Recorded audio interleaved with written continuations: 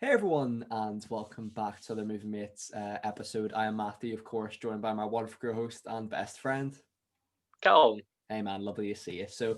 On today's episode, we are covering 4 more Disney films in what is the 13th episode of our Disney series. So I'm going to pass over to my best bud to explain what those 4 movies are. So take it away, man. Yeah, I want to put it out there. I am sorry that I put us through this. We were talking about off the podcast just how long this has been going on for. I looked up 7 months. Feels like 2 years easily. Feels like Uh, a large we proportion of our you know lives. we use this Yeah. phrase often. We had to trudge through some shit to find gold. And I feel like there are glimmers of that here. Yes. We were discussing just there how many of today's films we actually enjoyed. I said I loved two of them, tolerated one, despised one, and what were your overall views? I loved 3 and really liked 1. So for me, it was a good, very good bunch. And I think it's definitely not the worst bunch we've had. We've probably had better, Oh, certainly not. but no, No. it's okay. It's certainly not by any means the worst. So what movies are we talking about then, man? So first we'll be talking about The Princess and the Frog, then moving on to Tangled, then Winnie the Pooh, and finishing off with Wreck-It Ralph. And Lovely. yeah, I do think this was a solid bunch today. Any episode where we were mostly talking about stuff from the 40s, that was obviously the package film era, and they're obviously all shit. But when we sort of move into the 21st century, there are glimmers of genius There there. are. Last week There was are. not as pleasant, No. if I'm honest. Yeah. Home on the Range was a real low point, but this episode still manages, I think, to really get into the proper Mariana's Trench pits of shit. Yes. With one of the absolute worst films I've ever had to Oh endure. no. Uh, you know, I mean, it's not the worst Disney film. It's close for you It's anyway. not. For you, It, it's it's towards the bottom, is what if you're we're saying. sort of removing the package films, I think frequently when we talk about, you know, what is the worst Disney film, you have to remove the package films because I don't even really think they're films, and you can't really Yeah. judge them as much based on the context of the fact that they, didn't have enough animators or writers Agreed. because of Agreed. World War Yeah. II. So there is context to that, but some of the shit that they peddle out is inexcusable. Yeah. I definitely, empathize where you're coming from, of course. And it's weird. I think when we get to our final Disney episode, we'll definitely have to have a retrospective review of, what Yeah, episode was the best, what was our favorite film, those kind of things. But I feel like we definitely should sort of broach the topic that we've sort of discussed throughout all of them. That sort of the idea that is Disney really the house of ideas as they yes, as yeah, they it's been refer a to, recurring or theme, are hasn't it? they It's been a or recurring are they theme. frauds peddling out source material based shite? Yes, that it's a big question. It's a big question, and luckily here for the most part, there are a few old ideas that are been sort of modernized, so to speak. So but yeah, just before we kick off today's Disney episode, thank you very much to everyone who supported us recently, especially our first report as well, and then of course stay tuned next week where Callum's going to be giving his super pumped about that. And yeah, if you haven't checked out our latest overdue review, we reviewed Love and Monsters as well. And yeah, so yeah, cool. Hope you guys are all well and stuff like that. And of course, time codes and the email, our email will be in the description below as always. So Princess and the Frog, buddy, was 2009, I think. Was It quite was some indeed. quite some time ago actually. I thought it was a lot more recent, but that's quite a while, over a decade ago, man. So I was just going to ask you quickly. Do you think that we're high tech enough to perhaps do some sort of tier list? The way they have funny you those say that. websites where you Funny you can. say that. Oh, okay.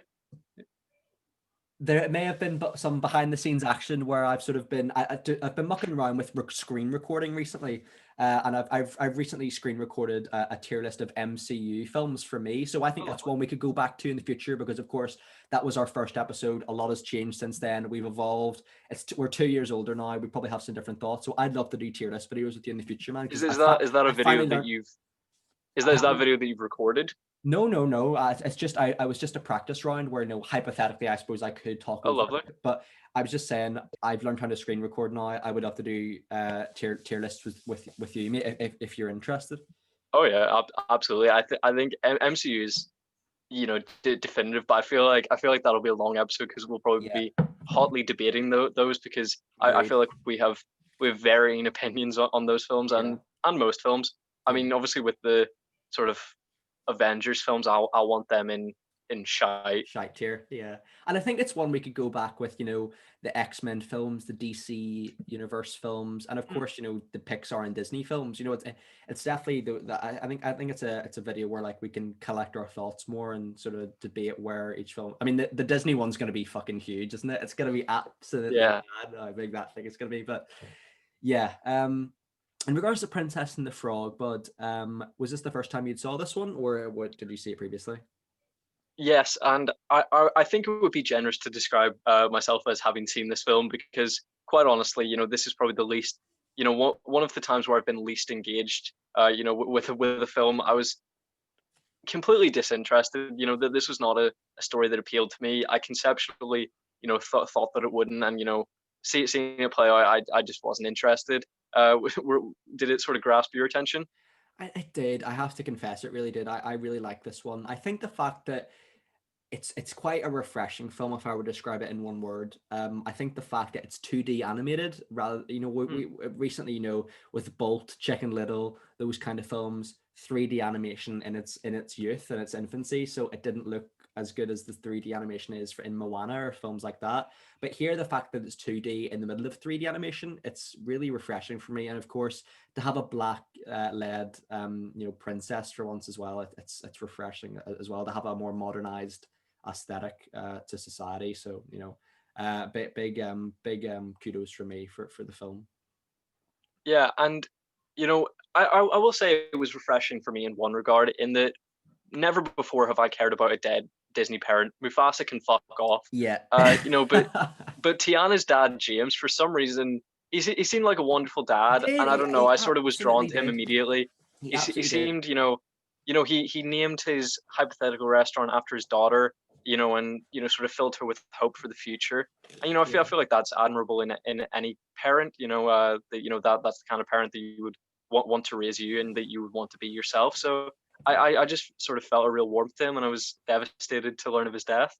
Yeah, I agree completely, Callum, to be honest. I actually think he's one of the more likable characters in the film, despite his lack of screen time. He seems like a really hardworking bloke. Of course, I think it's Tiana's Palace or Tiana's Place, the restaurant is called. And yeah, he seems like a really, really charming dude as well.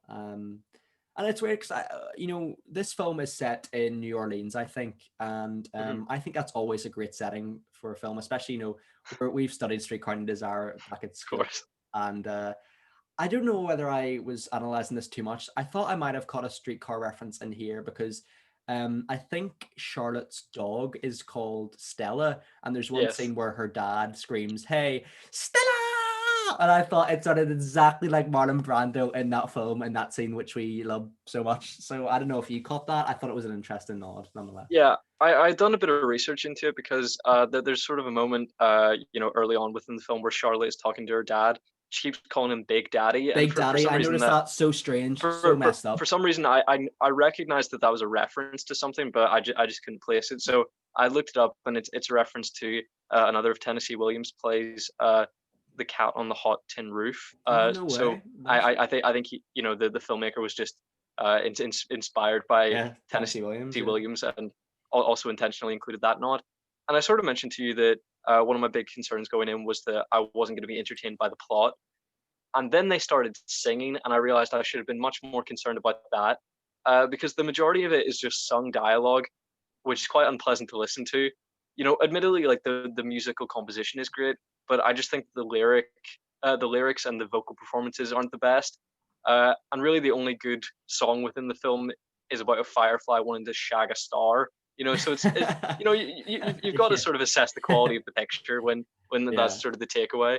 Yeah, it's funny you say that because I think ever since it's hard to compare since we reviewed The Lion King. Like some of the songs in that are amazing. I Mm. think you can definitely you can just listen to those songs without having to rewatch the film. They're that good. Do you know what I mean?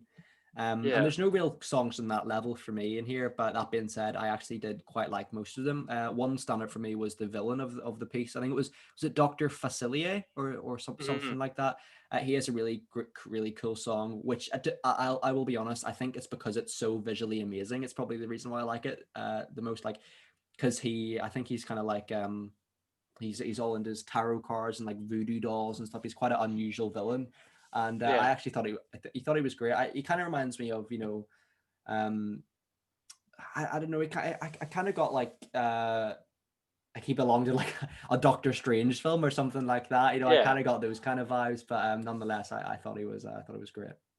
Yeah, and I do definitely agree. Where I've been critical before, the film is undeniably visually incredible. The animation is so crisp, and especially the scene that you've mentioned with Dr. Facilier's performance.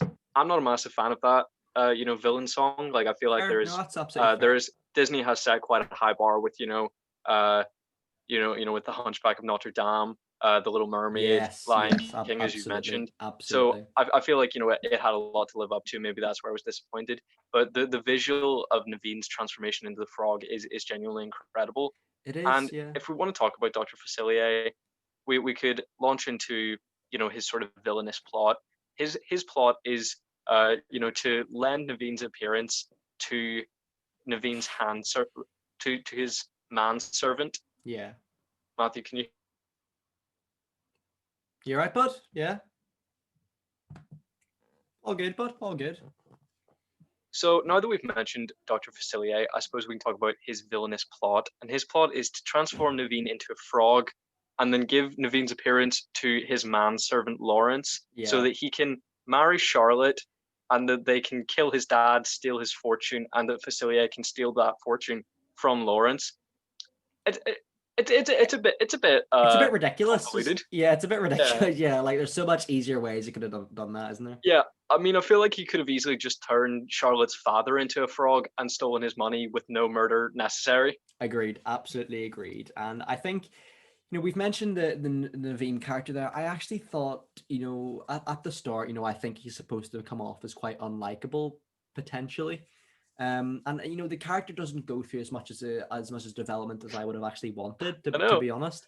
He just obviously, I warmed him a little bit by the end, but for the most part, I thought not my cup of tea, not my kind of company. Do you know what I mean by that? Yeah, because I mean, he goes from like a womanizing knobhead and stays a womanizing knobhead. Like, the Yes. biggest change he Yeah. makes is Yeah. that he can now mince mushrooms. Like, Yes. that is pretty much the only character arc that he has. Yeah, I know. And That's I am very exactly it. surprised because they are one of the couples who probably spend the majority of the runtime of the film together. There's couples before, like, Ariel and Eric. There's a fair amount there, but it's nothing runtime wise in comparison to these characters. Yes, And agreed. I was just entirely unconvinced by the relationship. I But absolutely agree. Yeah. the biggest question, Matthew, is, of course, the film is called The Princess and the Frog, and the most famous movie mates question that I ask on most Disney films, I know you're going here. on the most Disney films episode, Yeah. and I was remiss in not asking it last episode when we talked about Chicken Little, and Yeah. Matthew mentioned a direct quote, as commented in the comments of that video. You said Abby Mallard is a looker, and really then I should have asked the question, is that bestiality? And the answer would have been yes. Of But course. here I must ask once again, and there are factors here. It depends on whether Nadim has been biologically changed into a frog or whether he's shapeshifted to have the appearance of one. And based on their eventual appetite for bugs, I'm gonna have to call bestiality here. I would agree with the bestiality consensus on that one. I think the fact that we kind of see they have an appetite for flies and bugs, those kind of things, and they're producing their own mucus and stuff like that. So they're all obviously in that kind of setting. I think it's bestiality. It's one of those things where, like, would you be willing to kiss a frog if in the circumstances of this film? Because frogs quite creep me out, to be honest. I'm not a huge fan. Not a huge fan. I mean, if someone was like, "Hey, lips this frog for money," I would be very suspicious of the person asking me that. Yeah. I would say, right, this Evaluate money that that you offer friendship. me this money has definitely come from some sort of like suspicious means. So yeah, I would be very suspicious of that, and I would not partake. How would you act in that situation, Matthew? Yeah, I don't think I would kiss the frog. There is animals I probably would kiss for money, to be honest. I mean, like I think people kissing their dogs, that's quite a normal thing, right? That's quite a normal thing. You know, I would I kiss my mean, dog. I'm gonna put this out there. It may be a hot take.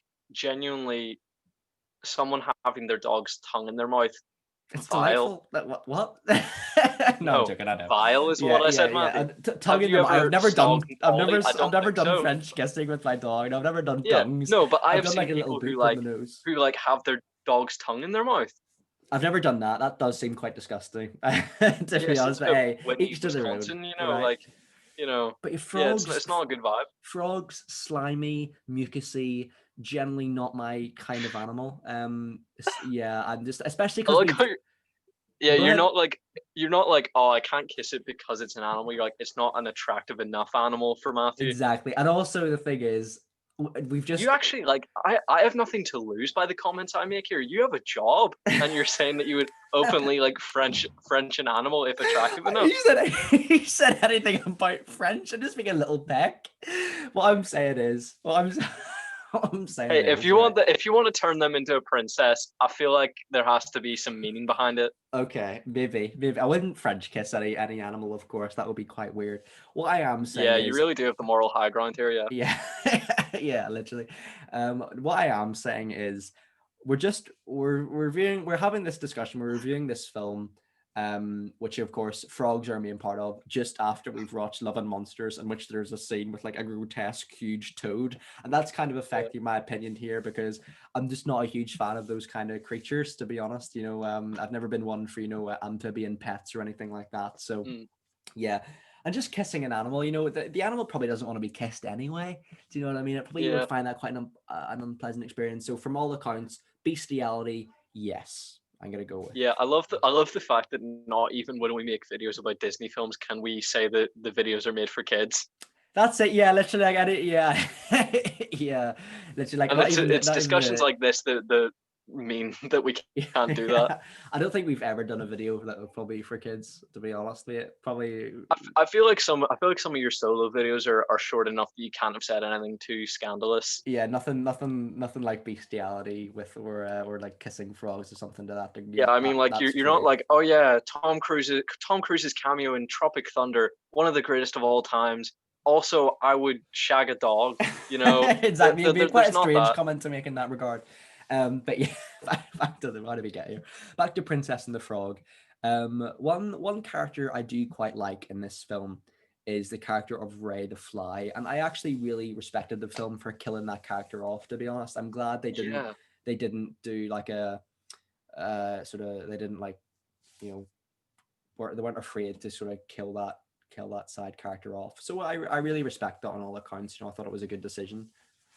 yeah. I was massively surprised because I've never seen a death scene in a Disney film that prolonged. Like they Yeah, sit with yeah, him dying for like a they couple of do. minutes, and They do. it did vaguely upset me. Yeah. Like Yeah. however little attention I was paying and how Yeah. annoying that character was, it was a tragic death. It was. It absolutely was, buddy, for sure.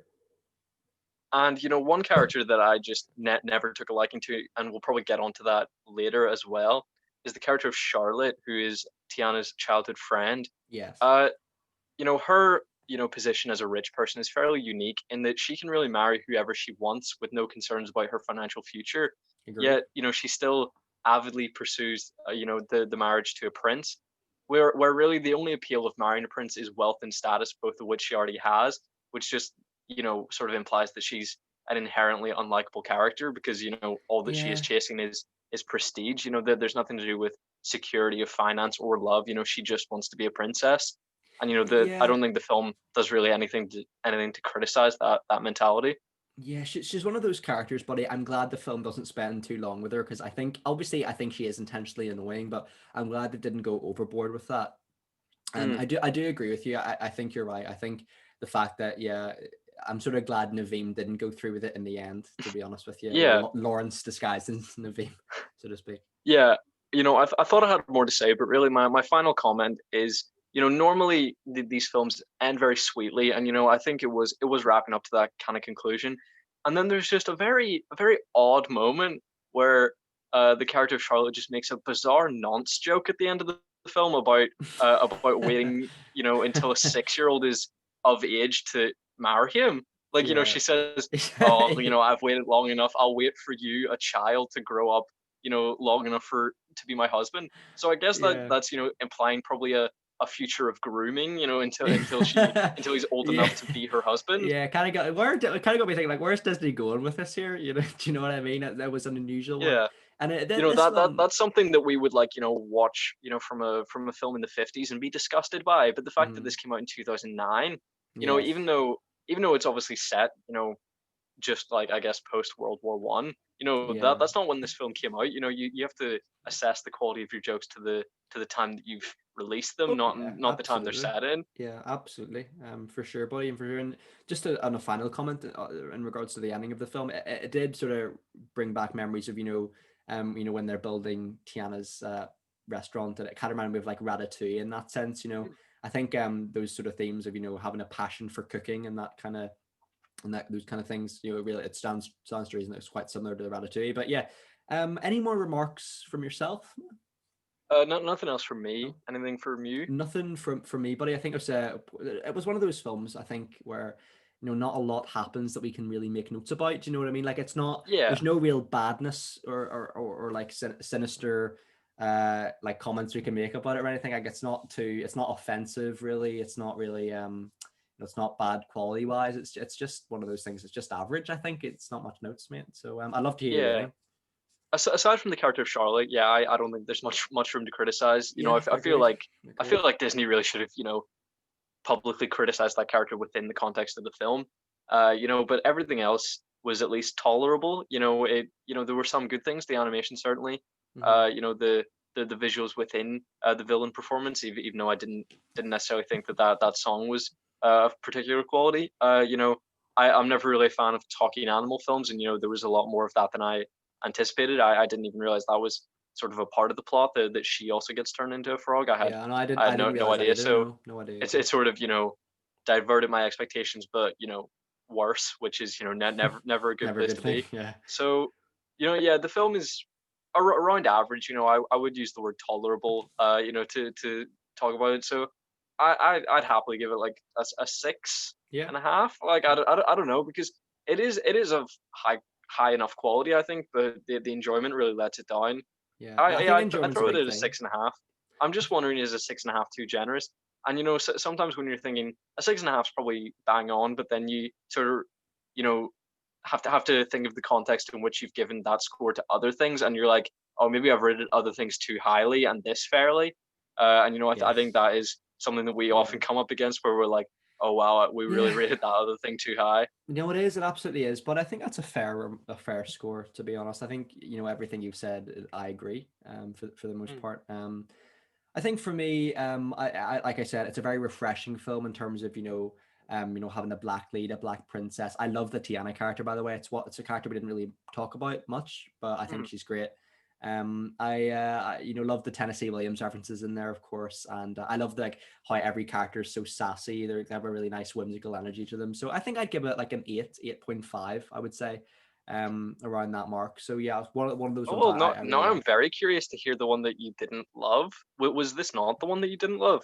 This was the one that I actually didn't love. Yeah, I just really Okay. like this one. It's not like but I think one thing you really struck a chord with me what you said, mate, is that you said about enjoyment, and it's kind of with the films of Wreck-It Ralph and Tangled specifically where I find like enjoyment is so important. I mean, Tangled and Mm, Wreck-It Ralph might not be the best quality film in comparison to other films that we've reviewed.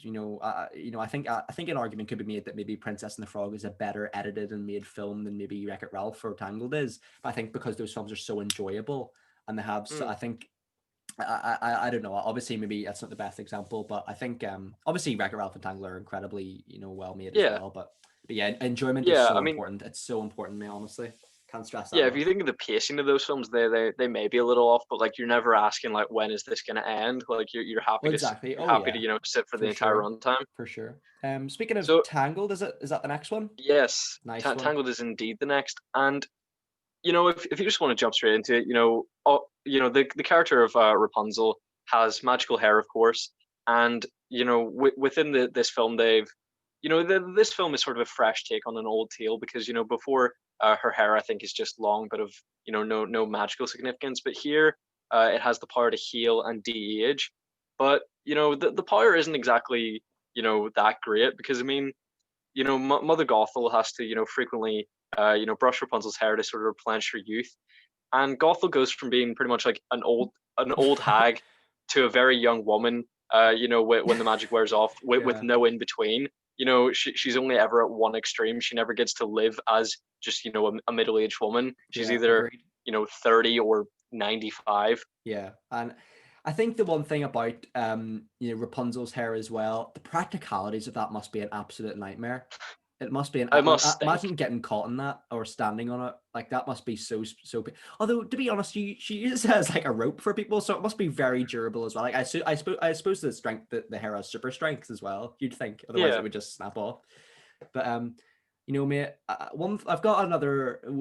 I think you might know this bit of movie trivia, but I'm interested to tell you.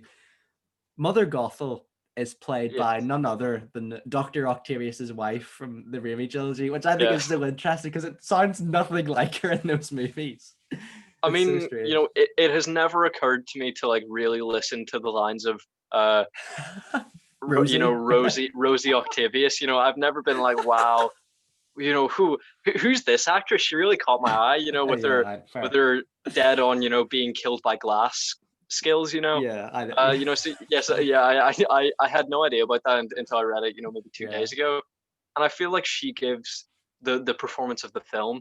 I'd agree with This that is actually. this Yeah, is one of the few I agree times with that. within a film, within a Disney film that we've watched because I usually either don't like the film or I like the film but the music is a bit weak. But Yeah. here is one of the very few times that I haven't just resented or tolerated the music, but I've actively enjoyed it. I think the other examples are maybe The Little Mermaid, Mulan, Hunchback of Notre Dame. But here, Mother Knows Best, obviously performed by I forget her name, but Rosie Octavius. Mother Knows Best is It's one of my perhaps favorites. It's one of my it's favorites. it's probably my second favorite villain song. How do you think it ranks amongst other villain songs? I think it's right up there. I think it's right up there for me. I'm trying to think of other villain songs. I know there's a good one in Hunchback and Notre Dame. I know there's a good Mm, one in Little Mermaid as well. So I yeah, think there's some fantastic ones. I would say this one's definitely in the top three for me anyway. yeah. No, I know I, I'd, this is I'd one be of in your. full agreement. I know this is definitely one of your favorite films. Sorry, animated Disney films for sure. And I think this is where the animation really goes up a notch for me. I think the hair Mm, looks amazing. Although that being said, it does feel like they spent most of the budget on the hair, and there is a few other things in the world that don't look quite as good. I thought personally. But that being said, the animation is for the most part. This is where it gets really good for me. Like it still holds yeah, up. It's I, fantastic. I think all like the rendering of the characters is great, but sometimes movement is a little it's a Yeah. little jagged. Yes. Agreed. Agreed. And if we want to talk about the character of Mother Gothel, who we've mentioned previously, Yeah. she is a special kind of stupid within this film. She is. Yeah. She tells Rapunzel her actual birthday, which then is the whole crux of the film of her With needing the to see the lanterns. Yeah. the floating lights, and that's the only reason that her entire villainous plot unravels. Mhm. She had no idea. Like until you're told, you have no idea what a birthday is. So she didn't even have to tell her that a birthday was a celebration, Yeah. let alone tell her actual birthday. Do you think it's just that, because I think it's clear to see, when you watch the film that no matter how fucked up the relationship is, I think that Gothel actually loves her as a child. I I think agree. she actually cares for her. I'm not convinced she's a horrible person. I'm convinced that she's a horrible person. Don't get me wrong. I'm just not convinced she's entirely evil. Like I think she, like you said, I mean, she obviously, like you said, like I think she does love her as a daughter. But also, what struck a chord with me is like there's no real boundaries set. That like there's no real like traps that could be used if Rapunzel did decide to exit the tower. I mean, from all accounts, Rapunzel is free to leave to leave the tower if she want. If she want, of course, not if she wanted to, but like the yeah, how do I describe this? Like, of course, like there's no traps in the windows. Like, if she decided to jump out the Yeah, window or something, she could do that. Obviously, that probably resulted in her death. But like, yeah, do you know what I mean by that? Like, there's no yeah. like booby traps in the place or I anything mean, like she that. she sort of has like deterred her by, you know, giving her a false perception of like what other humans are, you know, by saying they Yeah. have like big teeth and they're all dangerous. But yeah, you know, with when it comes to the physical idea of leaving the tower, yeah, she's not trapped. Yeah. But I think you know, I think it's important to sort of question whether, you know, she's obviously very scared by the concept of Rapunzel having left the tower. You know, she is you know, she finds out that, you know, Flynn has, you know, taken her, and you know, she returns to the tower and she's in a panic. But I think the question is, with that, do you, like, in your opinion, is she panicked because her source of magic is has left her, or because her, you know, the person that she considers her daughter, and the, you know, the only human that she shares a relationship with has left? I Like, think I what do you think think it's that both. panicked reaction is it to? I think it's both, because clearly she's raised Rapunzel to be a very polite and intelligent young woman. Like, Rapunzel's not like an asshole or anything. Like, she's, you know, Yeah, if I'm honest, an 8-year-old Matthew definitely had a crush on her. I'm not even gonna lie. I Um, mean, she's 18-year-old Callum has a crush on her, you know. yeah, no, yeah, I'll agree. I'll agree with you. Yeah, for sure. And She's just so sweet. she is so I don't sweet. know. She absolutely is. And I think, you know, it is a mix of both. I think the mother Gothel definitely raised her well, even though she might have lied to her. Like, this is going to be a really hot take. Like, I hope no one like misconstrues what I'm saying. Like, I definitely don't think trapping her in a tower all her life is appropriate. Yeah. But it's not like a Fiona scenario from Shrek where, like, you know, Fiona can't physically get out of the tower. Do you know what I mean? Like, it's Hmm. quite clear that, like, you know, they have a loving relationship, so to speak, you know. Yeah, we should say that, you know, no matter how much she loves her as a child, she has stolen said child, you know. Oh, So, agreed. you Absolutely know, agreed. yeah, the Yeah. concept of I love my kidnapped child, you know, the most important part of that sentence is that they've been kidnapped. Yeah. What do they call But, it? you know, it Stockholm is, syndrome, do they call that? Or is that when the victim yeah, falls in love with the kidnapper? where you Yeah. sympathize with your captor. Captor, yeah. You know, but to sort of move away from that, you know, and we'll talk a little bit about you know, Rapunzel's relationship with Eugene, or Flynn. And you know, there's a moment within the film where Flynn gets injured, and Rapunzel obviously, you know, wanting him to, you know, be in a good condition, you know, uses her hair to heal him. But what I would have liked is if, you know, she intends to just heal his hand, but accidentally makes him a child. Because I mean, Yeah. she's, you know, like she's Yeah, singing her little agreed. song about, you know, give back what once was mine. You know, it feels like, you know, just putting your hair on his hand doesn't direct your magic to one part of his body. Agreed. No, absolutely agreed. Like, it's an interesting one, and you know, I think like I said, the practicalities of the hair must be quite strange. Like you said, hypothetically, like if she had turned Eugene into a kid, it would have been a funny dynamic. But you know, we've mentioned the Flynn Rider character, obviously played by Zachary Levi, which I didn't know until I had researched, which is incredible. I love him so much; he's fantastic. And I really did get, you know, Star-Lord vibes here. You know, he tries to pretend that he's something he's not. Like, he's a really, like, he's an outlaw. He's a maverick in the society, but he's just a regular old Eugene. Do you know what? Do you get that, Hmm. those kind of things? Yeah, definitely. Yeah, I think that's a great parallel, and I feel like this character though is able to show a bit more depth of emotion. You know, which is sort of surprising because he has sort of a tough exterior in the beginning. You know, he's sort of a reluctant participant, you know, at the beginning of the Yeah. story. Uh-huh. But I honestly couldn't help but smile at the floating light scene. You know, where So good. It's Rapunzel's amazing. dream has finally come true. Because I don't. She's such a sweet character. Like, I was just really happy for her. Yeah. Yeah, it's one of those characters, like, you just, you love every minute she's on screen. Like, she's so, like, she brings a real warmth and energy there. And I think that's down to the voice actress as well. Like, she does an incredible job. And like, I think, you know, like you said, the lantern scene when they're, you know, in the lock, and they're, you know, on the canoe, it's really heartwarming and stuff. And you know, the film really does go down like avenues I didn't really expect. You know, I remember when I watched this film as a kid, when Flynn, or rather Eugene, you know, cuts Rapunzel's hair off. Like, I was a little bit gutted. But I was like, equally, like, she still looks great with short hair. It's weird. Like, she still looks amazing. But nonetheless, like, I thought it was a really weird scenario when, like, Pascal the chameleon is like a stone cold killer. You know, just trip Mother Gothel up and she just dies. But yeah, I thought it was a really interesting film that went down avenues I didn't necessarily expect. Yeah, for being one of the more wholesome Disney films, it is probably the most gruesome villain death. Like, It it is. Oh, followed it her absolutely entire is. fall from the tower until Yeah, like she was smacked. yeah, Like, yeah. it It's was brutal. great because, you know, I feel like, you know, keeping someone from their true family for 18 years is a horrible crime, and I feel like it was just desserts, No, it is. It absolutely is. And I'm kind of glad that Rapunzel got to spend time with her family again. And I actually really, another heartwarming moment that was quite sort of under the radar was when, Rapunzel's mother like has her hand out for Flynn to sort of join their cuddle. I thought it was really, really sweet, accepting him into a family. He has finally has a family of his own, kind of like Star-Lord with the Guardians of the Galaxy, actually. But Yeah, it was great. the connotations of that are definitely sweet. But in the moment, I was just wondering, is it dumb or sweet that they just accept that she isn't some sort of green-eyed con artist? They're just like, yeah, come Yeah, on, literally. close Yeah, I enough. know. Yeah, close enough. Yeah, we'll accept this We'll lady. take a chance. Yeah, absolutely, absolutely. For sure. And of all the like average or even shit films, that Disney has given sequels to, Disney and Pixar, I think are guilty of choosing the wrong projects to give sequels to.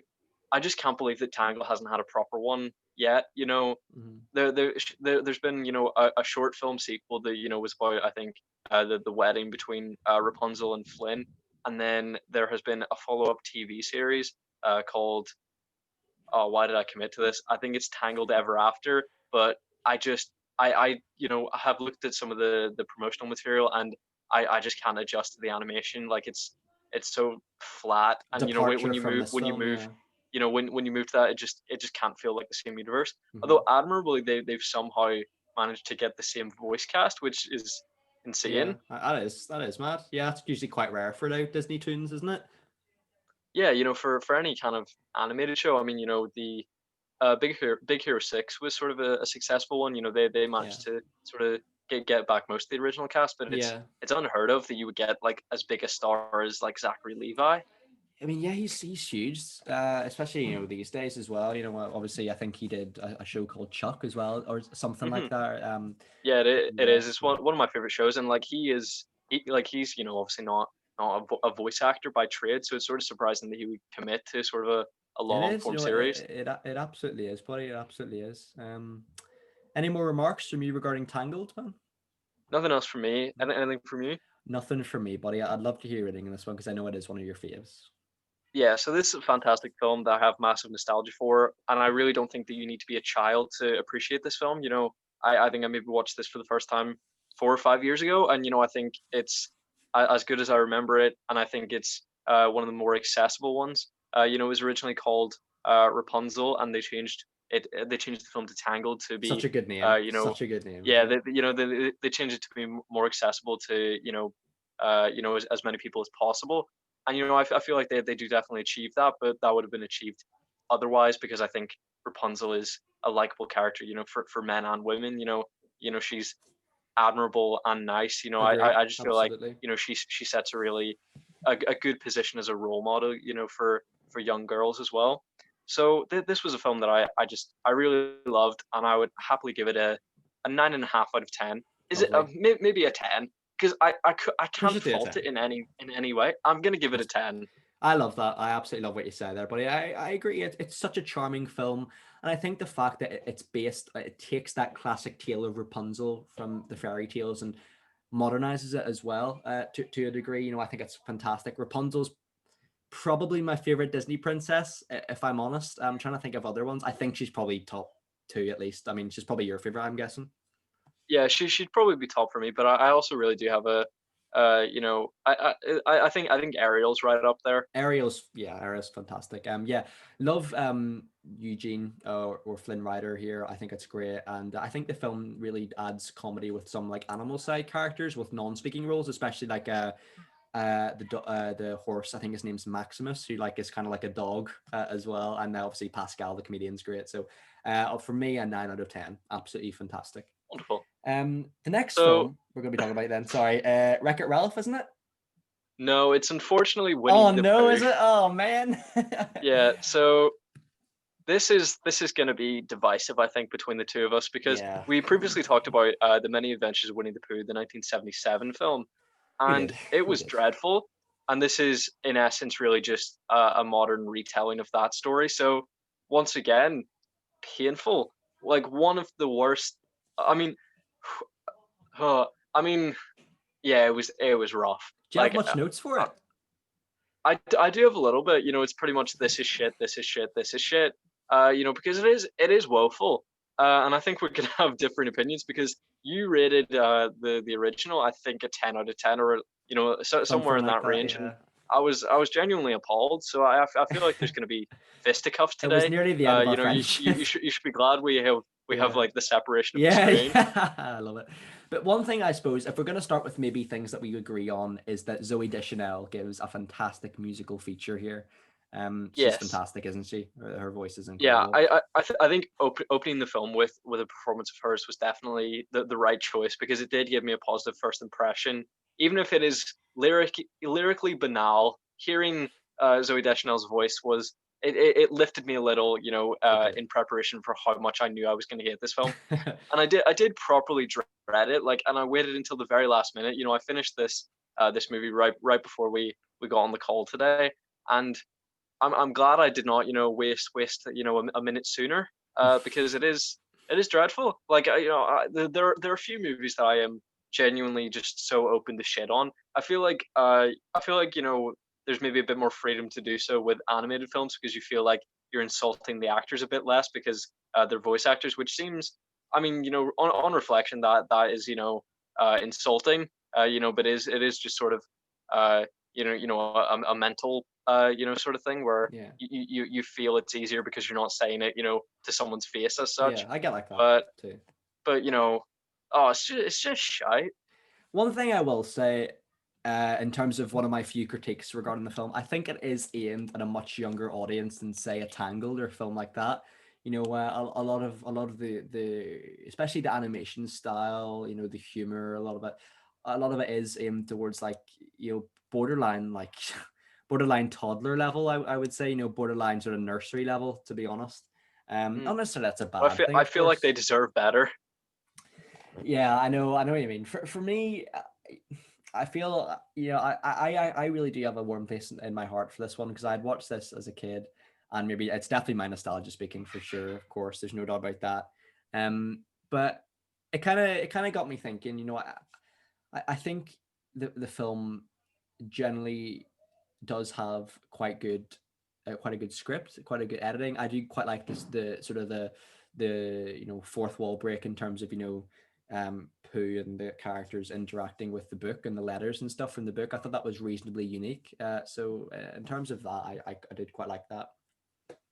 Yeah, I definitely agree with sort of the incorporation of the real world, and I think the sort of scenes of live action tease up well that this is sort of an imaginary tale thought up by a child, which does give some of the more silly, it does make some of the more silly moments a bit more forgivable. Mhm. And I think what one thing that it is good to mention the fact that one of the few positives in my opinion of the film is the updated cast. There are none that annoyed me. Obviously the character of Pooh I think is an immoral piece of shit, but the voice cast themselves I think were Yeah, they were entirely great. admirable. Absolutely, yeah. I thought they were great.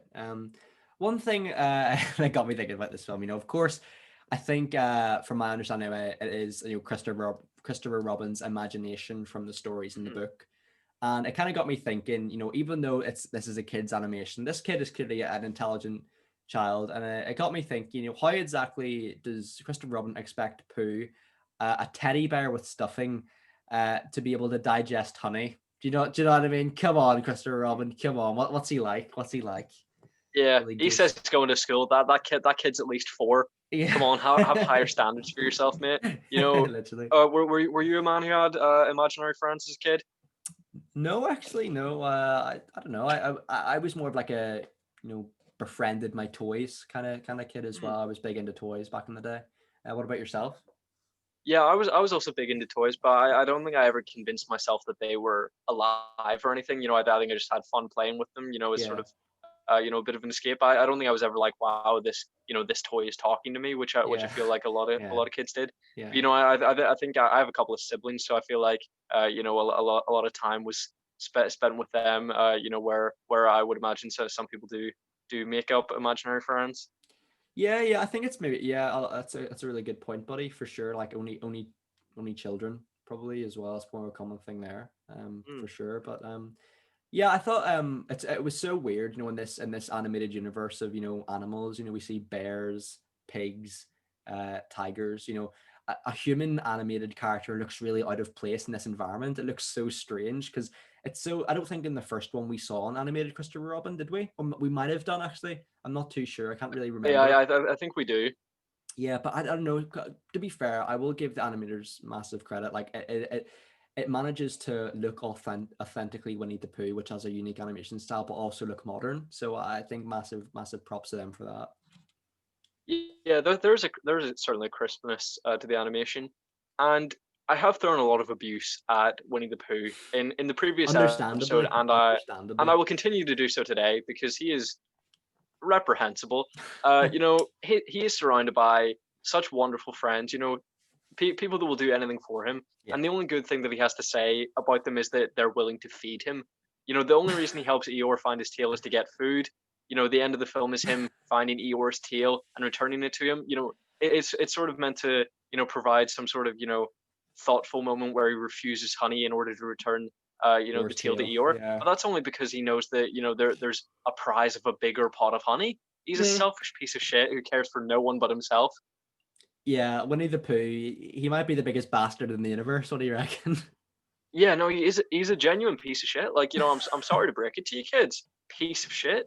Like, I Oh really man. thought before we watched the 1977 film, I had, high hopes of this character.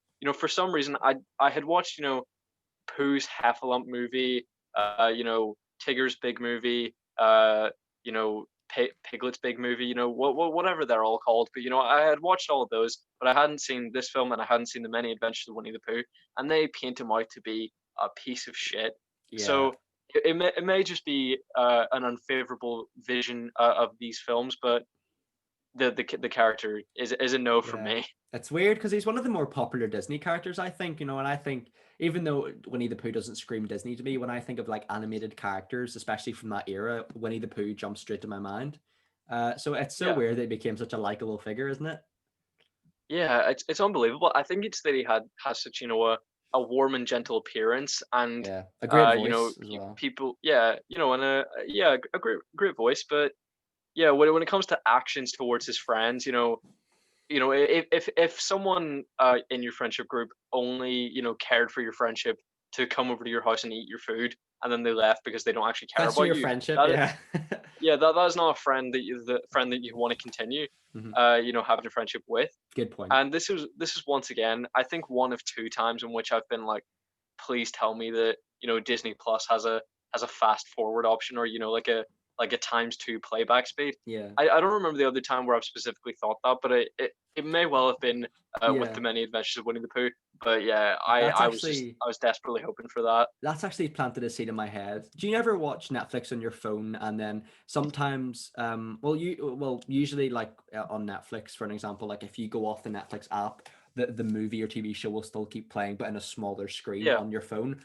You have no idea how much I wish Disney Plus did that on your phone. It's so yeah, frustrating, massive. honestly. Like when obviously, when we're doing movie reviews of Netflix shows, especially if we're looking at movies, we sometimes would research about the movies or like go on Wikipedia to follow the plot whilst the movie's Yeah, happening. With Disney Plus, that's not an option. You have to like either watch it on two separate devices or something like that. So Disney Plus, if you're listening, you're definitely not.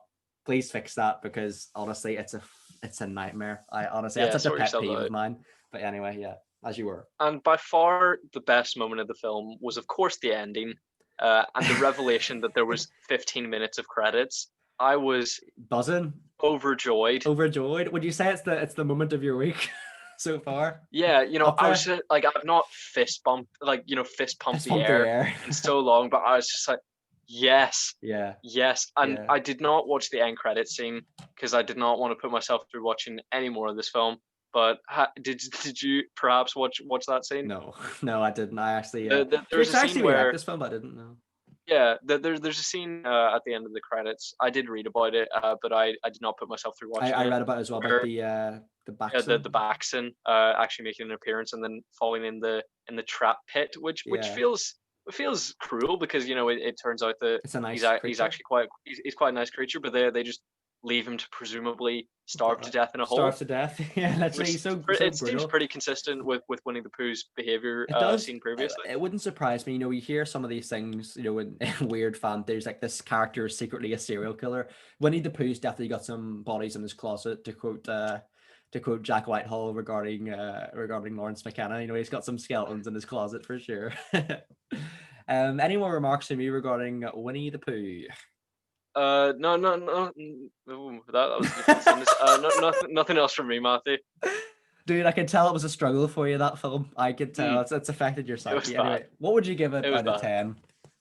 10? I'm gonna give them props for the crispness of the animation. I think, Yeah. as you said, it is a wonderful modernization of the original visually, not narratively. Narratively, it's a disaster that made me want to, quit the film reviewing business. Where I was like, I don't think I can do this anymore. Like, there's so rare a film where I'm like, I can't do this.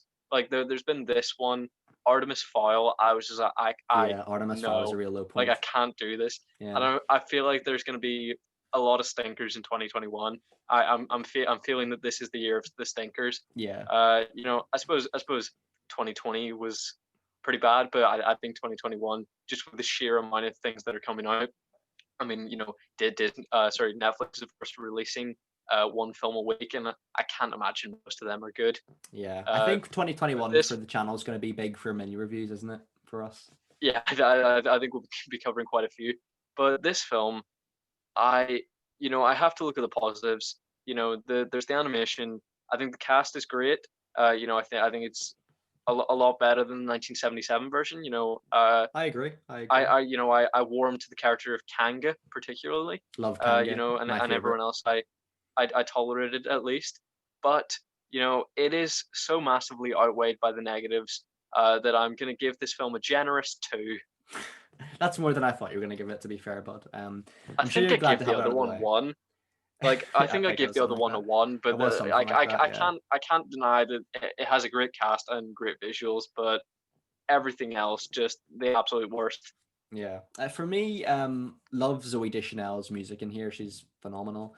I really, really love the voice cast, like you said. The animation, brilliant. I love the uniqueness of the interaction with the books and stuff like that. And there's some really funny moments in here for me, especially when, Rabbit asks Piglet to get some rope and then Piglet cuts the rope into 8 pieces. I thought that was actually a really funny gag. So, but yeah, and obviously said the character of Kanga is my personal favorite from these films. So for me, I'd give it a 9 out of 10. Oh man, I'd love to see your reaction sometimes. Who do you think is who do you think the audience would side more with? Definitely you. Me or you? Definitely you. Like, do you think a normal adult watching this would be like, this is trash? I would say they'd probably be, probably they'd probably think it's just not good. Yeah, I think they'd probably. Because normally I do go out in with an open mind, and I'm like, no matter how young this is steered, I just want to have a good time. Like that is always my goal. I always want to watch a film and have a good time. I never want to dislike a film. Sometimes I do. Sometimes I have a real agenda where I'm like, I'd really rather that this film be bad, and then it's actually okay. Like Dora and the Lost City of Gold, I thought that we'd get a so bad it's good kind of review out of it, but then we were like, oh no, we actually enjoy this. Yeah. Like, why is this happening? Like, we actually actively enjoy this. Mhm. I'm always hoping for an experience like that, and it was just not for me. I think it's weird because it's got 91% Rotten Tomatoes, so it does. Wow. I know, crazy. One film I think we do both really enjoy, and I think it was a big film for people of our age in terms of when it came out. It was pretty big at the time. Wreck-It Ralph, which I'm really excited to talk to you about, because for me this is the start of the modern Disney era. Personally, in my opinion, this is where I would kind of correlate, your Moanas, your Zootopias, your Frozens. This is the point where it starts for me. Anyway, I don't know if you're the same, but yeah, what's your thoughts on this one? Yeah, I mean, I suppose it did come out when we were both 10. I think I maybe saw this film when I was 11, so I was quite quick to it. Yeah, I definitely agree. For me, I would say it was Tangled that sort of started that domino effect of positivity for Disney Animation Studios. But this was, I think, I saw this before Tangled, so this was my introduction to sort of the new era of Disney. Because before I was, watching. Actually, a lot about the reason why we did this series was actually because I'd actually seen almost none of the Disney animation films. I'd maybe seen Yeah. of the 58, I'd seen most of the modern ones, but of the older ones, maybe a few of them. Yeah, I was the Out of same. 58, maybe 15 or so. Hmm. So I sort of wanted to get caught up on Disney as such. And here, this was sort of the first that I hadn't watched on a VHS tape. So it was a very different viewing Old experience school. and very different quality wise, because I was probably watching like Cinderella on VHS, which is Yeah. worlds apart from this film. Yeah. Yeah. And I think in terms of the overall concept of the film, I think this is such a genius idea. The fact that, to my knowledge, I kind of hope I'm not wrong here, but I don't think Wreck-It Ralph is a pre-existing video game character. No, Obviously we see the Wreck-It Ralph character here. He's surrounded by like Sonic the Hedgehog.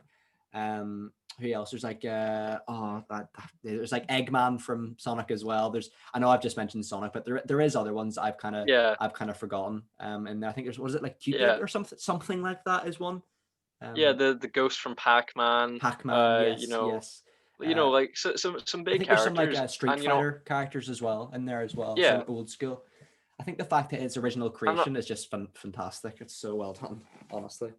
yeah. I think for me this is definitely the best Disney film not based on source material, because I would honestly struggle to think of many more.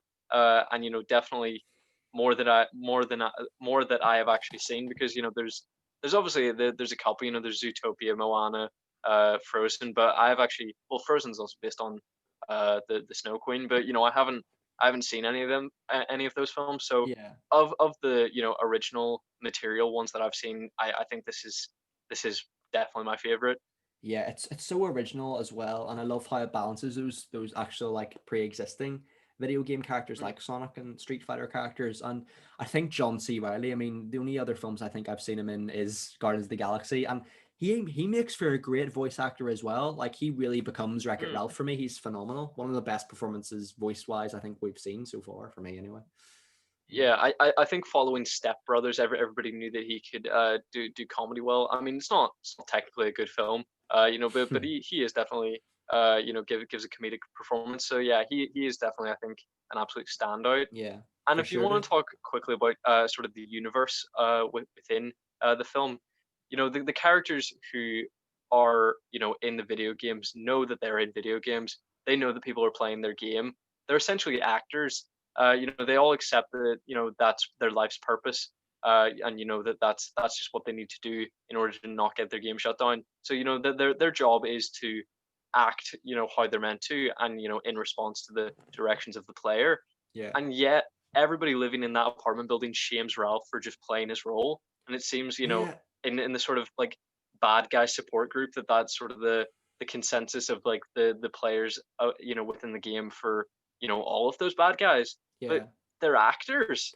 Yeah, I had the exact same train of thought. Like, why are the people in Ralph's world such assholes? Do you know what I mean? Like, he's just doing his job as an Yeah. actor. And then I think that I remember in the trailer of this film when it came out, it really did highlight that sort of support group scene with all the bad guys as well. I think there's Bowser from Mario Kart as well in there, and people like that. So it makes for a really funny dynamic. And they're actually all lovely guys. That's the thing. Like, they're all really, really nice guys who just don't want to be well, in Ralph's situation, he doesn't want to be the bad guy anymore. And I think that's one of the really great messages in the film. Like, it's a sort of a thing like I've been thinking about recently. Like, it's maybe not good to like box yourself in as one specific person. Like, it's perfectly okay to go wake up one day and say, like, I don't want to be that person anymore. Do you know what I mean? And it's kind of the message in this film with Ralph. Do you know what? Mhm. He really grows a lot and develops a lot, and I absolutely love that. I think it's a really great message of the film that, like, you don't have to be who people expect you to be. Do you know what I mean? Yeah, but it does sort of upset me that he, the entire film is him chasing a medal to prove to the people within his game that he can be a good guy. But I Yeah, feel like he has absolutely nothing to prove to them. They're not inherently good people absolutely. because Felix It's a saves great them. point. It's a But, great point. Yeah. they feel that they have some sort of moral high ground. And honestly, those characters, quite honestly, everyone aside from Felix, because I do feel like he makes efforts to sort of make amends with Ralph in the end, at least. And he's the one who wants to bring him back to the game. Hmm. There are selfish reasons there, but I do feel like he has the best intentions at heart. but honestly, everyone else in that apartment building can get fucked. I wish that Yeah. the cake he pulverized was all of their fucking heads, Yeah, because literally, they are trash people. it kind of got me thinking, like, out of every Disney film, that might be one of the people I really dislike the most. I think you're probably the same. Yeah, the character of Gene, the What a bell mustachio, end. What a bell little end. guy. Actually, like, I Is hope, that the like, dude with like the Ralph mustache and like smashes his the head slick in with a back melon. hair? He's just a Yeah, arsehole. no, the character just Yeah. disgusted me, quite honestly, Yeah. because even in the end, where Ralph returns to the game, and the game is right on the brink of being shut down. He, like, Gene is still there, giving a monologue about He's just how gloating Ralph to has him. ruined He's everything. like, well He done, still Ralph. You doesn't have got the what you self wanted. awareness. Yeah, he's like, we're getting shut down, but at least you have the apartment right. He really doesn't have the self awareness to realize it's absolutely his fault that Ralph left. Like, the Yeah. only reason that you're getting shut down is because you shamed Ralph for doing his job. Agreed. Absolutely agreed. On the subject of video games, I think that's a really great point, by the way, what we just said. On the subject of video games, it kind of got me Hmm. down the train of thought of, did you have any favorite childhood video games that you used to play, mate?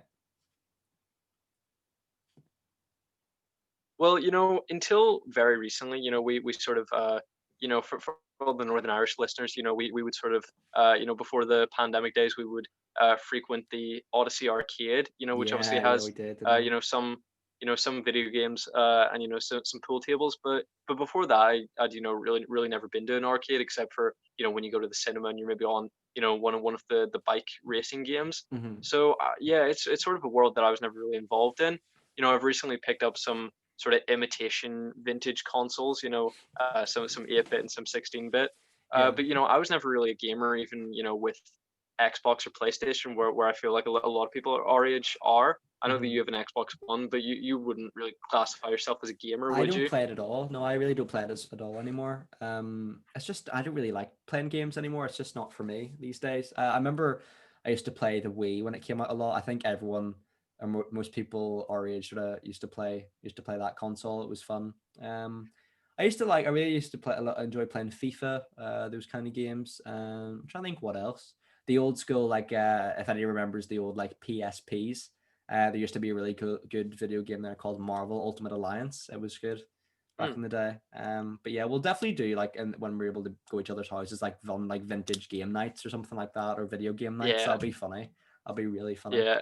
Um, Are there any games within the film that you think you would have enjoyed, like Heroes Duty or Fix It Felix Jr.? I don't know. I think the Heroes Duty one, it does seem very cliche, and I think that's probably the idea of it. Yeah. It's so over the top, Halo style or Destiny style or something like that. And what's that woman's name? Is it Calhoun, Sergeant Calhoun? Hmm. Yeah, Yeah. her backstory is tragic, man. It is devastating. She's just about to get married, and this insect just busts through the window and kills her would-be husband. It's devastating.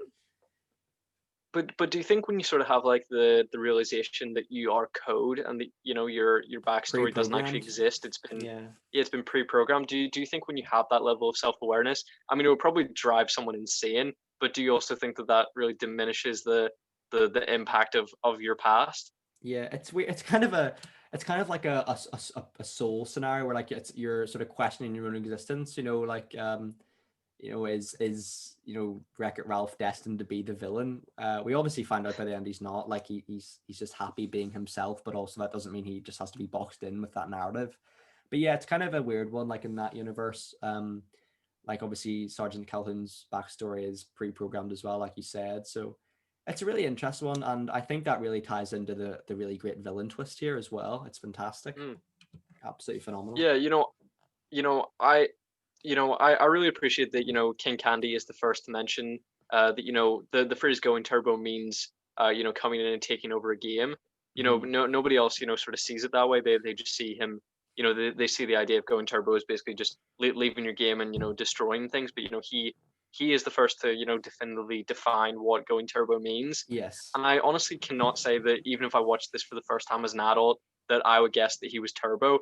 I think it's fairly clear that he's the villain, but the real twist is that he's Turbo, and it's just so well It constructed. is. It absolutely is. I love the way at the end, like it actually shows how he became Turbo as well. It's really like Mm. gruesome as well. Not gruesome. That's not the right word, but it's kind of like it's a little bit sort of like, it really is very suspenseful. That's probably the word I'd use. And I think this film is generally like that twist is so well done as well. So it is. And like the character of Vanellope as well, I think she really creates a fantastic dynamic with Ralph. You know, their situations are so similar. Like she's just, you know, characterized as being a glitch in her world. Like that's all she is. When Ralph in his world is kind of similar, you know, he's just characterized as a villain. And I think they really bounce off each other so well. You know, I think she's one of my favorite characters in the film. Yeah, I was sort of concerned going in because I know it's a very high energy character, a high pitched voice, Yeah, yeah. a sort of energetic vocal performance. I was worried that, the character was going to come across quite grating, to an adult. But on this watch, honestly, her and Ralph, as you said, balance each other so nicely that it's a really great character. Mhm. And, we meet all these characters very early on, which was sort of a point I wanted to talk to you. For such a long film, the narrative seems to kick in so quickly. It's exceptionally early for a film of this length, and it's a very foreign concept for Disney. But I appreciated it as it leads to the full development of every facet of the film. Normally, if you have a well enough developed hero in a Disney film, that means that the villain goes underdeveloped. This here, they perfectly strike a balance. I agree. With carrying 5 or 6 main characters. It seems pretty unheard of for a Disney film. It's a great point, man. Absolutely. It's one of the films in recent history where I can sort of relate and correlate a point to, you know, it introduces so many characters so quickly. It's the only film where I think that actually works and it complements the narrative. You know, there's so many characters introduced, like bum bum bum bum bum. You know, you've got like a King Candy's world. You know, you've got, you know, Ralph's world and Fix It Felix, and then, you know, Hero's Duty, that universe. And Mhm. it just main character, the main character, the main character. Like you said, there's 5 or 6 mains here, and I think that because it introduces them so well, somehow, and I don't know how they managed to pull this off. Like the pacing isn't really affected. Like it's so well paced. Like it's so quick, but it really works for the film. It does feel like you're in a video game, so to speak. Like it's so well paced. It's incredible. I'm amazed they pulled it Yeah, off. To be yeah. honest, I mean, somehow you feel almost as much with the romance between Felix and Calhoun as you do with the friendship between Vanellope and Ralph. Like it you is, do. You it is just absolutely a do. really great feat that they've pulled off. And Absolutely. their friendship sort of creates a very tragic moment within the film where Ralph, in order to stop Vanellope racing, in Oh, order to save her, really, he heartbreaking, destroys man. her. He destroys her race cart, and as a child, it did break my heart. It Here, I did. was able to obviously firm it a bit better, but as a child, that was devastating. It destroyed me, man. It still does. It's really heartbreaking as well, to be honest. And even more than like the turbo twist, that was the real like focal point of the film for me. Like it broke me. But yeah, one thing I really think this film does well is it has some really funny side characters. I think there's a character called Sour Bill, who's like King Candy's like sort of not apprentice, but like sort of servant as well. And like he's just so down on his luck. He doesn't want to be there. And there's some really great sort of visual gags as well in the Candy universe as well. I can't remember what they call it. It's not like Candy Crush or something. It's something like that. Um, Sugar Rush. Sugar Rush, that's it, yeah. And you know, there's like they have like guards that are Oreo biscuits that like go like Oreo. That's so catchy, that theme song. Anyway, but yeah, I don't know. This film's really it's just so enjoyable. It's the most enjoyable Disney film we've reviewed so far, in my opinion. Like I wasn't bored for 1 second at all. Yeah, and I think if you want to quickly mention Sugar Rush, no, not a big point, but it's a pretty terrible Avatar roster. They do a daily race, to decide the 9 players that are going to be available, to people the next day within the arcade. But it's pretty terrible when one of your racers is so far superior to the rest, because Yeah. that just means that none of the others are going to get played, and Yeah, it's not a good model, is it, for a Penelope game? will always win the race. Like it just feels that if you give one racer such incredible skill, Mhm. the other ones just can't compete. Yeah, no, literally, I know what you mean, for sure. It's a weird dynamic. And so, sort of linking to that, the ending I think is very sweet, but quite honestly, I would have liked to see the bullies punished. Penelope forgives her bullies and Ralph forgives his. But I feel like you don't have to be forgiving to be a good person. I think if someone has treated you badly enough, bin him. Yeah, it's a good point. It's a really good point. Like they were horrible to Ralph, to be honest, and so were the bullies to Vanellope equally. Um, but yeah, like it's kind of got me. This film kind of got me thinking. Like I do think arcades are definitely going to be a thing of the past. I'm afraid to say. You Yeah. know, me and you have spent countless hours in arcades before. playing pool, or playing the punch bag, or those kind of things. Not the punch bag, but do you know the I was you gonna know what I say mean? those classic arcade games. Yeah. But those kind of things, like Guitar Hero, those kind of things. And it's kind of, yeah, it's kind of a sad thing, isn't it, that they're becoming a dying trend. But I suppose here the message of the film is quite nice, that because Ralph has like loads of new characters in his game, it makes it more popular than ever, which is really nice to see. But yeah. I'm hoping that that they come the way of vinyl records, where there's a bit Yes, of a yeah, dip in the yeah. market, but then people sort of crave it, because I just don't feel the experience compares. It's like going to see a film in the cinema or watching it at home. It's Exactly. just night and day when it comes to the experience. So Mhm. I just feel like Such a going and great having point. a full fun filled day with your friends is just Agreed. unparalleled, really. Yeah, it's great. Plus we all like a good competitive streak, don't we? But yeah, Of any course. more remarks regarding Wreck-It Ralph, mate? Nothing else from me. Anything from you? Nothing for me. I'd love to hear your rating, dude. So I do think this is maybe the most fun that I've ever had watching a Disney film. Agreed. Agreed. There's like this, Big Hero 6, and Tangled. Those are all massive for me. I think quality wise, The Hunchback of Notre Dame, I think, is my favorite. But Yeah. when it comes to enjoyment, this packs an absolute punch. Uh-huh. I just think that it's incredible on every level. The villain is never usually this developed. We don't actually spend a lot of time with him, but I think that the references to Turbo sort of paced throughout, really leads to a satisfying conclusion. For And sure. For characters that sure. I expected to annoy me didn't, so it sort of proves that this is sort of age proof. And I think that's that should be your biggest goal when making a film, that it's accessible to the largest number of people. In turn, so you make the most money, but also that you provide the best viewing experience for as many people. Completely. So I would once again give the film a 10 out of 10. Lovely stuff. Lovely stuff. I think you're right. I think this is the most enjoyable Disney film. It's not my favorite Disney film, but it's definitely the most enjoyable one, if that makes sense, or if that's allowed. But yeah, I think I love the Wreck-It Ralph character. He's just a lovely guy. I think the animation is so well done. It kind of has a video game quality to it as well.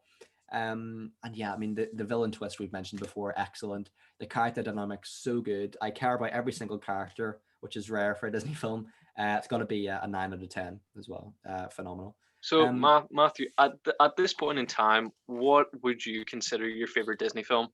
well, I would say I was just thinking, I was having a little think in my head during this podcast, because I thought this question might arise. And I think one that might be up there, I'll give a list of five, will I, of the ones that I Mhm. really liked. Yeah. So I think I really enjoyed Pocahontas. I really, really enjoyed that one. I really enjoyed Hercules. That's one that kind of went under the Oh radar yeah. for us. I think that's one that we both really, really like. Of course, Emperor's New Groove, and Lilo and Stitch. That was a recent one, and of course Tarzan as well. But I Ours thought, couldn't be like further apart. I know, I was about to say. I would say if I'm gonna pick a favorite one, though, like it's gotta be a one with a good romance, I think. So I think it's gotta be. I'm a real sucker for Aladdin. Actually, I really, really like Okay. Aladdin. I really, really like Aladdin is Aladdin. fantastic. Aladdin or Pocahontas. I think. What about you? Yeah, there are the older films, largely I do like and respect. Lion King and Aladdin, I think, and The Little Mermaid, Beauty and the Beast, all are fantastic. But I do feel nostalgia and Disney are sort of they're sort of synonymous. So I feel like ones that you watched as a child and the ones that you watched the most times as a child are probably gonna sort of breach the top five a bit more. So Yeah, number one would definitely be, I think, The Hunchback of Notre Dame. lovely Then stuff. I think it'd move on to uh, Tangled, Beauty and the Beast. Sorry, Tangled, Big Hero 6, Big Wreck-It Hero 6 Ralph, is a good shot. Yeah, Big Hero 6 is definitely a and shot. I don't know, because I really did love like The Rescuers. I know you weren't a big fan, Mhm. but I really did enjoy that. For what it was. I was hugely surprised by the quality of that, especially because I don't normally appreciate talking animal films, and it sort of took me by surprise. By surprise. Fuck. Took Yeah. me by surprise massively. Yeah. But No, yeah, I love I'd sort that. of Yeah. pitch that up my top four, and I think at the end we definitely do need sort of a retrospective of our overall Yeah. views. A tier list would be good. I think a tier list would be good. I'm trying to think. I'm having a wee look here at other episodes. I mean, if we're going for really old school ones, like pre 1980s, I think Lady and the Tramp I quite enjoyed. Mm. What other ones was there? There was, because there was quite a ones that a few episodes ago, like back in the olden days when we did the Disney ones. There was a few like there's a few ones that went under the radar. I think 101 Dalmatians I quite liked. Um, yeah, there's some really solid ones in there. Little Mermaid, of course, was the I think we Oh can yeah. both agree, but Little Mermaid was the turning point, wasn't it, for Disney Yeah, films, wasn't it it? was a massive surprise. That's where I was like, wow, like Disney princess films can be great. Yeah, agreed, absolutely. But yeah, just before we conclude today's episode, I suppose we should hop in a little segment we like to call future episode chat for later on this week, and then of course moving into next week. So what's going to be coming up on the channel, bro? So we will be talking about the KJ Appa epic, Yeah, Songbird, yeah. which is about the COVID-19 pandemic, but taking place in 2023. Mhm. 2 years from now, but when the film was conceived, even further on in the future. I imagine it's going to be shit. I hope it's shit because if it's just okay, I feel like it'll be a wasted time. Like I feel like it needs to be like dreadful Yeah, in order for us to get anything good from it. But yeah. we'll be recording that on Saturday. Tomorrow, however, we will be recording uh, our review of the latest episode of Riverdale. With returning guest Cash, who previously came on. I think he came on for the finale of last season, didn't he? No. There's his only episode No, appearances were have I kissing bros. imagined that? I actually thought he came on for Riverdale, but he didn't. So this is his first Riverdale appearance, and no one else, buddy. It'll probably be a podcast, to be honest. Yeah, probably. I mean, I would say my notes are fairly minimal. Yeah, For mine too. Riverdale, because Mine too. Riverdale, I'm just there are usually insane things happening back to back. But this episode I think was fairly neutral for a Riverdale episode. I don't think there's anything too crazy. Yeah. But we'll also be talking about the new episode of WandaVision, which comes out tomorrow. We'll Mm-hmm. be recording a review of that alongside Songbird, so that'll be out sometime in the weekend slash early week. So I'm very much looking forward to doing that. And Absolutely. next week, our big podcast episode, which I'll just I'll not go into all the stuff next week, but the podcast episode we'll be talking about is the Godfather trilogy, Mm-hmm. which I think is a Really series pumped that for we that one. both look forward to. We've heard a lot about it all our lives, but neither of us have had the chance to see it. And I think the fact that we both like sort of the gangster films that we covered in the crime episode, I think that sort of encourages us to the idea that we may well enjoy them. Yeah, for sure. For sure. And yeah, Callum very kindly created a crime playlist for us as well. So if you want to check I out was our wondering this today. How do you always know that I like create playlists? Me, Like, are I'm you always just on the always channel. monitoring the I'm channel? just always Okay. fiddling about there. But yeah, we did our DB disappearance of DB Cooper report, which is also on that playlist as well as Callum said, our crime podcast. So the Godfather ones will probably go in there as well. Mhm. But yeah, thanks very much for today, buddy. It was a really Thank great you. recording actually, and yeah, thanks very much everyone for watching. Hope you guys are all safe and well. Hope your family and friends are all safe and well too, of course. And yeah, as I said, email time codes are in the description as well. So hope you guys are all well. Take care and bye bye. Bye bye.